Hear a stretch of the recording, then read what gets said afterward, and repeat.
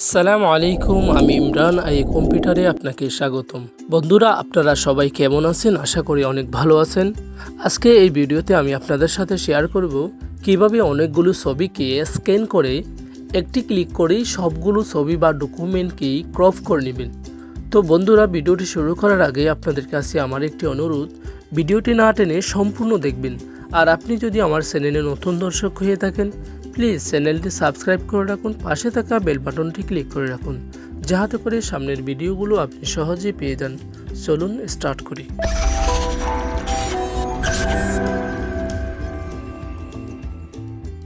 তো বন্ধুরা, সর্বপ্রথম আমরা ছবিগুলো স্ক্যান করে নেব, ঠিক আছে? তো ছবিগুলো স্ক্যান করার জন্য আমাদেরকে সর্বপ্রথম যেতে হবে, আপনার ফাইলের মধ্যে ক্লিক করতে হবে। ফাইলে ক্লিক করার পর আমরা ইম্পোর্টে যাব। ইম্পোর্টে যাওয়ার পর আপনি যেই প্রিন্টার থেকে আপনি ছবিগুলো প্রিন্ট করবেন সেই প্রিন্টারের মধ্যে ক্লিক করে দেবেন, ঠিক আছে? সাপোজ আমার এখানে দুটি প্রিন্টার রয়েছে, ব্রাদার আর একটা হচ্ছে কিপসন। তো আপনি যেটা থেকে স্ক্যান করবেন সেটার মধ্যে ক্লিক করে দেবেন।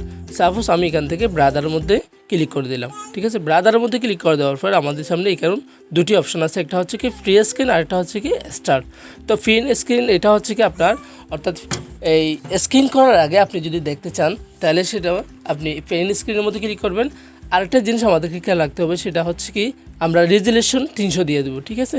এখান থেকে রেজুলেশন 300 অবশ্যই দিবেন, কারণ এটা এভাবে যদি আপনি না দেন তাহলে সেক্ষেত্রে আপনার প্রিন্টারের মধ্যে কি হবে না, মানে যেটার যে সাইজ রয়েছে সেটা আসবে না।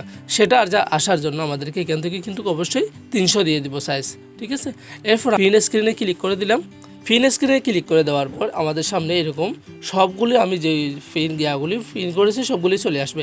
এরপর আমরা এখান থেকে চাইলে আলাদাভাবে যে কোনো একটি আলাদা করে, যেমন আইডিটা আলাদা করে যদি আপনি শুধু আইডিটা যদি স্ক্রিন করতে চান সেক্ষেত্রে সেটা করতে পারবেন। এভাবে আমি যেভাবে ব্লক করতেছি সেভাবে ব্লক করে আপনি করতে পারেন, কিন্তু আমরা সবগুলো স্ক্রিন করবো সেজন্য আমি পুরোটাই ব্লক করে নিলাম। তারপর আমরা স্টার্টে ক্লিক করে দেবো।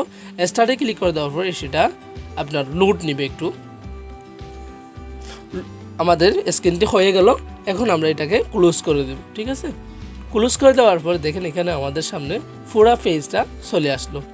তো বন্ধুরা, এখন যদি আমাদের ছবিগুলি ক্রপ করতে হয় সেই ক্ষেত্রে আলাদা করে ক্রপ করে নিতে হবে, ঠিক আছে? অর্থাৎ আইডি কার্ডটা আলাদা করে কপি করে নিতে হবে। এরকম পাসপোর্ট সাইজের যে ছবিটি রয়েছে সেটাকে আলাদা করে ক্রপ করে নিতে হবে, তারপরে আমরা কাজ করতে পারবো। কিন্তু আমি আপনাদেরকে যেই পদ্ধতিটা দেখাবো একদম সহজে একটি ক্লিকের মাধ্যমে আপনি সম্পূর্ণ, অর্থাৎ আইডি কার্ডের যে সাইজটা রয়েছে অটোমেটিকলি সেই সাইজটা হয়ে যাবে। তো এরকম আপনার পাসপোর্ট সাইজের যে সাইজটা রয়েছে সেটা অটোমেটিকলি পাসপোর্ট সাইজ হয়ে যাবে। এরকম আমি যে একটা আপনার ভিজিটিং কার্ড নিয়েছি সেটার সাইজ যেটাই ছিল ঠিক সেটাই হয়ে যাবে, অটোমেটিকলি হয়ে যাবে, আপনাকে কোনো সাইজ দিতে হবে না, ঠিক আছে?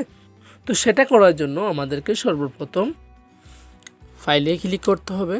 ফাইলে ক্লিক করার পর আমরা নিচে যাব, নিচে গিয়ে অটোমেটিক ক্লিক করব। অটোমেটিক ক্লিক করার পর নিচে আসবো, ডানে গিয়ে নিচে আসবো। নিচে আসলে একটি ক্রপ অ্যান্ড স্ট্রাইটেন ফটোস এই লেখাটির মধ্যে আমরা ক্লিক করে দেব, ঠিক আছে? ক্লিক করে দেওয়ার পর দেখবেন আপনার অটোমেটিকলি সবগুলি ডকুমেন্ট, আপনার ছবি যতগুলি ছিল সবগুলি অটোমেটিকলি ক্রপ হয়ে গেছে, ঠিক আছে? এই যে দেখেন এখানে আইডি কার্ড অটোমেটিকলি সাইজ হয়ে গেছে। এরকম পাসপোর্ট সাইজের যেই ছবিগুলো রয়েছিল সবগুলো অটোমেটিকলি ক্রপ হয়ে গেছে, ঠিক আছে? এরকম আপনার এখানে যে ভিজিটিং কার্ডটি ছিল এটাও এই অটোমেটিকলি দেখেন আলাদাভাবে ক্রপ হয়ে গেছে, ঠিক আছে? এই যে আমি আপনাদেরকে জুম করে দেখাচ্ছি, আমি একটা করে আপনাদেরকে সবগুলো দেখাচ্ছি, দেখেন।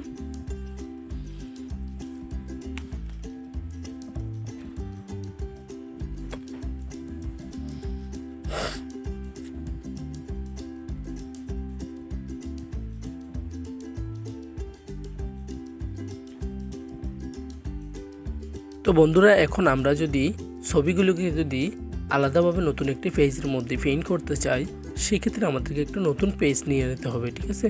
তো আমি একটু নতুন পেজ নিয়ে নিচ্ছি কন্ট্রোল এন দিয়ে, তারপর এই ফুটটি সাইজ নিয়ে নিলাম, তারপর এন্টার ওকে দিলাম, ঠিক আছে? এখন আমরা মুভ টুলের সাহায্যে একটি করে সবগুলি বসাই দিচ্ছি, দেখেন।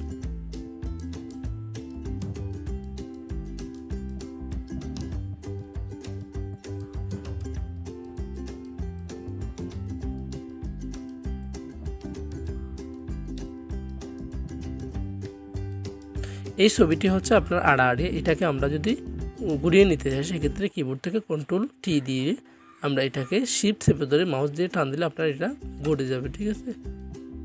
তো বন্ধুরা দেখেন আমি ক্রপ টুলের মধ্যে ক্লিক করে দিলাম, ক্রপ টুল ক্লিক করে দেওয়ার পর দেখেন এখানে কোনো ধরনের সাইজ নেই, ঠিক আছে।